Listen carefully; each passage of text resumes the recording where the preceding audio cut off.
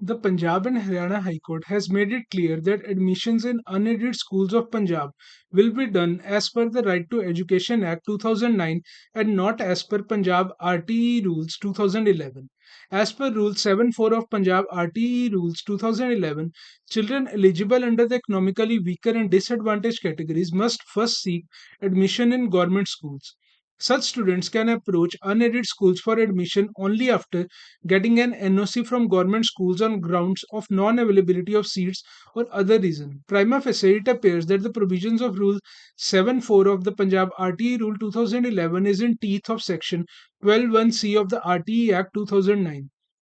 It is settled by the principles of interpretation of statutes that in case of conflict between the statutory rules and the act prevails. In view of the above, as an interim measure, it is directed that all private unaided recognized schools satisfying the criteria laid down in the subclause 4 of clause N of section 2 of 2009 Act shall reserve 25% of seats in class 1 to be filled up exclusively by children belonging to weaker sections and disadvantaged groups living in the neighborhood of the school to provide free and compulsory education, held the High Court. The court has directed the functionaries of the state of Punjab to ensure compliance with this order for admission in the 2025-26 academic session.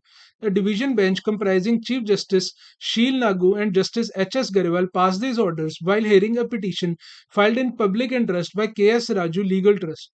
The petitioner challenged the provisions of Rule 74 of the Punjab Right of Children to Free and Compulsory Education Rules 2011. The petitioner contended that the restrictions placed by Rule 74 of Punjab RTE Rules 2011 were an abhorrence to and virtually nullify the concept of the right to education, especially extended constitutionally to children belonging to weaker sections and of disadvantaged groups.